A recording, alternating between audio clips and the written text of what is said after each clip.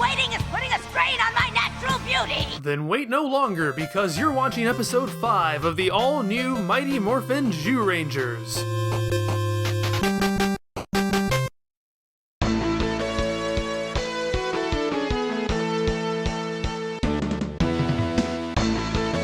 In both shows, a new monster called Dora Goblin in Zyuranger and Gnarly Gnome in Power Rangers preys on young people, and our heroes require the aid of a kid in order to infiltrate his lair and put things right. This is as close to a straight adaptation as Mighty Morphin Power Rangers has done so far, and it's all the better for it. Now let me make something clear. I don't think that Power Rangers has to be like the Sentai in order to be good. I'm not scoring the series based on how closely it adheres to its source. However, I feel it's in its best interest to do so given how much Sentai footage is used in these early days. Why fight against the footage you're using? And what's the point of using that footage if you don't want anything to do with it? Now that MMPR is no longer having to work around the acquisition of powers and ongoing storyline of the first several episodes of Zyuranger, it's only natural that this flows more smoothly. Different Drum is about a deaf girl who is not hypnotized by Gnarly Gnome because she can't hear his music, creating an uplifting message when Melissa helps save the day. Having watched the Power Rangers episode first, I kept wondering how the Zyuranger episode could be titled I Can See. They're certainly adapting the same monster, and the monster plays an accordion. This has to be about an auditory threat, right? But in Zyuranger, the problem is that adults cannot see Dora Goblin. Only children can. As the Zyurangers are adults, that puts them at a severe disadvantage. It does make me wonder if the Power Rangers, being teenagers, would be able to see Dora Goblin. Toru, the child who teams up with the Zyurangers, has neither a unique skill nor a disability that singles him out among other children. He's simply more tenacious and more motivated because his crush, Michiko, has already been attacked by Dora Goblin and he witnessed it. I'm really impressed by how this works out. Power Rangers makes use of a completely different sense as the catalyst for its resolution. Somehow, though, it manages to make it feel natural. But let's get a little more into the details. Different Drum takes place almost entirely at the youth center, focusing on Kimberly's dance class. As an aside, Billy is the only boy taking this class, and I love him for it. The conflict stems from the fact that Melissa cannot hear, which causes her to occasionally be unable to follow the verbal instructions. When she's chewed out by the girl she accidentally slams into, Melissa falls into despair. Given this setup, you would assume that the mean girl is captured, Melissa helps save her, and that teaches the mean girl a lesson about underestimating someone with disabilities. And she is captured, and Melissa does help save her, but the mean girl is less mean than she is an imperfect but reasonable human being. In the heat of the moment, she flies off the handle, but then almost immediately apologizes for doing so and invites Melissa to the mall. That's not really a conflict.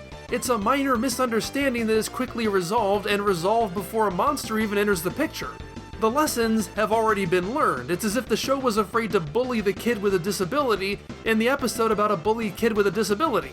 Sure, it's nice that the so-called bully isn't a cartoonish stereotype, but sometimes the obvious path is obvious for a good reason. What's exciting about this episode is that Power Rangers actually has the monster costume and creates new footage with it. Not only does that allow MMPR to put the Gnarly Gnome in shots with the American kids, they do a fantastic job splicing Zyuranger footage with Power Ranger footage so seamlessly that even I wondered for a second if this wasn't all original. But this is what I was talking about last time. If Power Rangers can make me believe these American children are dancing in a cave alongside Japanese stock footage, then there's no reason they couldn't have likewise given me an American Sphinx man asking riddles to a Japanese giant robot. Funnily enough, while Melissa ultimately serves as a spanner in the works for Rita's plan, she's actually kind of essential to it as well. Rita's endgame in kidnapping children is to lure out and trap the Power Rangers.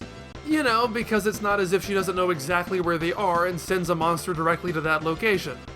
Ignoring that, the fact of the matter is, if Melissa hadn't been there to not be affected by the music, then nobody would have witnessed this and the Power Rangers would never have known about it to be lured to the fight in the first place. It's very lucky for Rita that Melissa was there because, unlike practically every other episode, there is no Zordon. There is no Alpha, no command center, no alerts through communicators, no teleporting. It's just the kid of the week leading the heroes to a cave. This feels very much like a Zyuranger episode, and even they find out what's going on through watching it on their hideout's TV. The only difference is that their kid gets to be more actively involved in the events, while the Power Rangers shoo Melissa away so they can transform without her realizing who they are. It's certainly a nice change of pace to see the Power Rangers handle the problem without having to be commanded to do so. However, the reason for this absence is obvious. In any other situation where it's Zordon alerting the Power Rangers to a problem, Melissa would serve no purpose. She would simply be lucky for not falling prey to this attack. So Zordon and Alpha had to take a vacation to the Bahamas so that Melissa can be useful. I can't be too hard on it though. There's really no established understanding of how the command center finds out about evil Rita plots, so that they might have missed one, especially one so low scale, isn't too implausible for me. But between the personal conflict being almost non-existent, and the plot having to conveniently ignore its own structure, the whole message about disabilities feels a little forced. Not nearly as forced as most of these episodes have been up until now, but still a little forced. There is a moment towards the end of Different Drum where I found myself a little confused. The Megazord is fighting Gnarly Gnome, and suddenly the background starts shifting to different locations, the gnome becomes a giant boulder. Nothing in the episode prepared me for that, and I was expecting that watching I Can See would explain why this felt so random. And in a way it does, but at the same time, nothing could have prepared me for this. For this? For this? Goblin Salon? What's happening? What even is this? This episode feels like if the Japanese made Magical Mystery Tour. Just thinking about it is making me dizzy. Even during moments when the effects of the monster can't be used as an excuse, the editing doesn't make any sense half the time.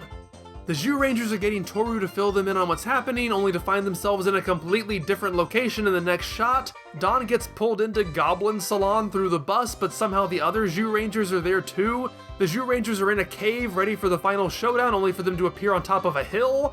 There's no connective tissue between scenes here, things just happen. At least most of the trippy elements are justified, and it results in a large number of creatively staged scenes at different locations, whereas Different Drum is 70% juice bar and 30% cave. Aside from that though, there is, unsurprisingly, a lot more substance and mythology to I Can See. Dora Goblin is only visible to children. He doesn't physically kidnap them long term, but his music pulls them onto a bus leading to the Goblin Salon, and he pulls out their minds even though they look like hearts and puts them in balls, which he then eats. Okay, I said there was more to it, not that it makes any sense. The children are returned in a catatonic state and hospitalized, with adults not understanding what's wrong with them.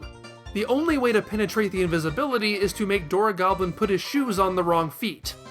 I don't know if this ties into any actual folklore. If it does, I wasn't able to find anything. But regardless, it is fun and ensures that Toru has a bigger role than Melissa. Since he can see Dora Goblin, he's the one who has to sneak in and switch the shoes. And the clever part is that Bandora spots this and wakes Dora Goblin up before it can happen, but Geki tricks Dora Goblin into believing they did succeed and they can see him, which causes Dora Goblin to frantically switch his shoes himself. Again, this would be perfect if the scene didn't immediately switch to the Zyurangers being outside fighting a bunch of golems. You would think this would give Dora Goblin ample opportunity to switch his shoes back, but he never does. And I don't even know what's going on anymore.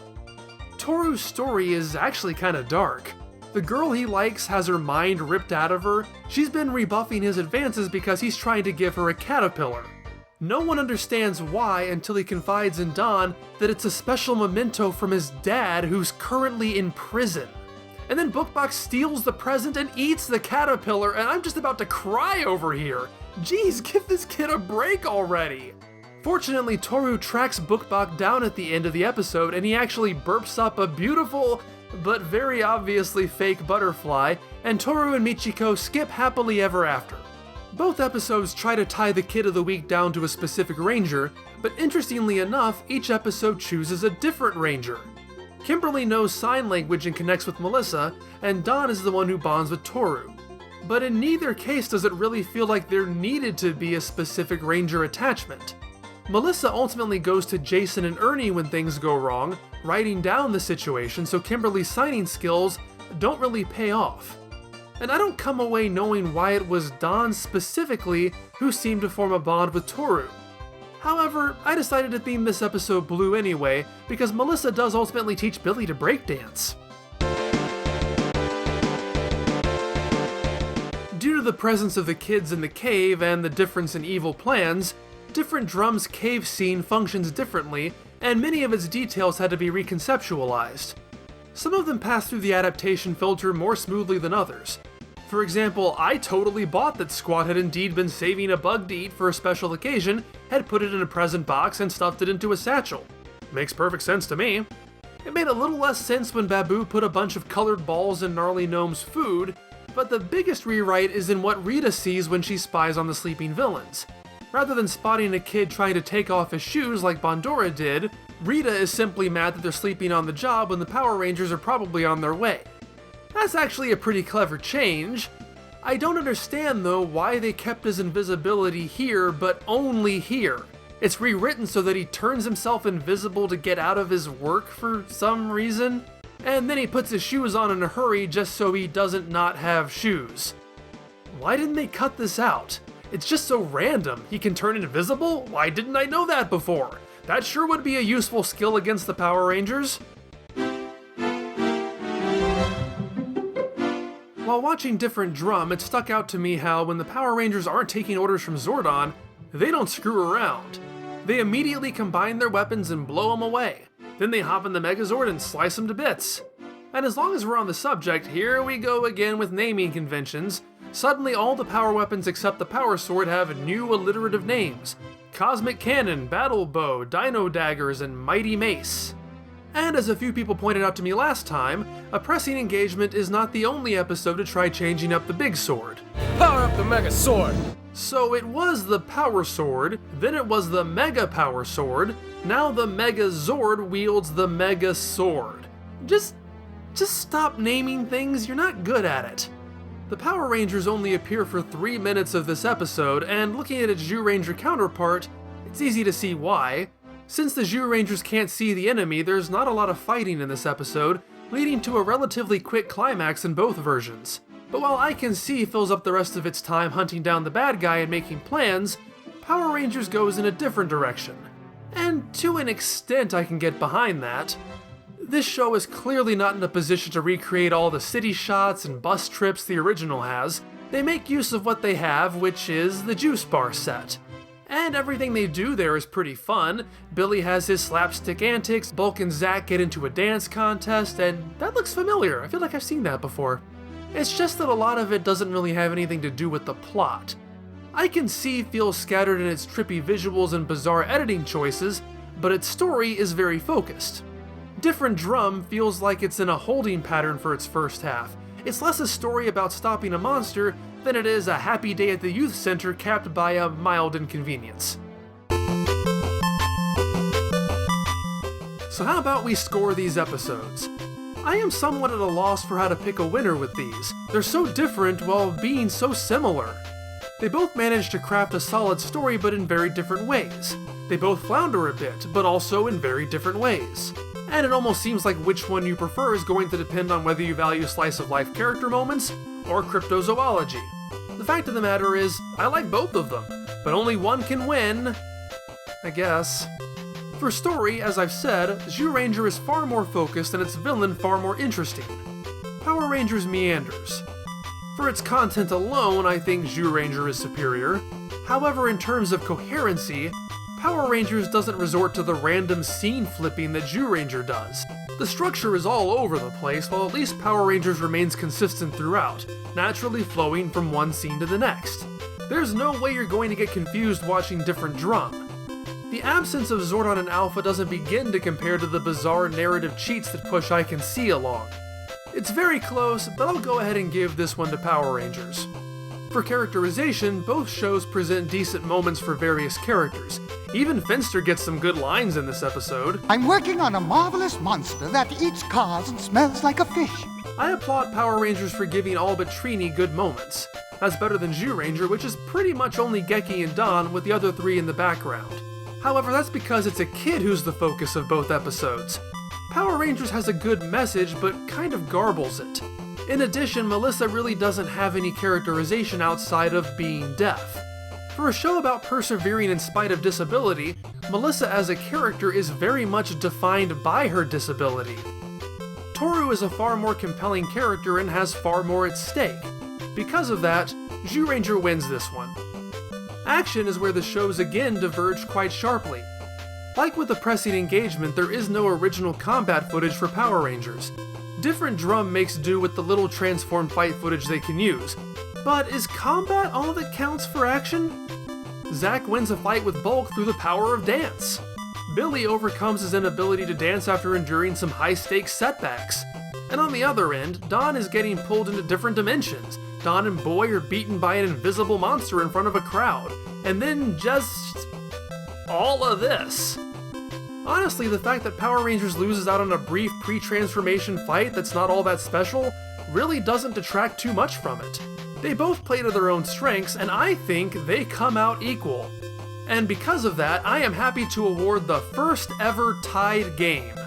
Both shows do a fantastic job, you know, by their standards, and I'd rewatch either again. So that's it for today. Please be sure to tune in next time for the all-new Mighty Morphin Zyurangers. If you'd be so kind, like, comment, and subscribe. If you're new to the channel, and even if you're not, please be sure to check out other fun, exciting, and wacky videos. I have a couple hundred of them, and they do love being watched all the time. Those dirty videos.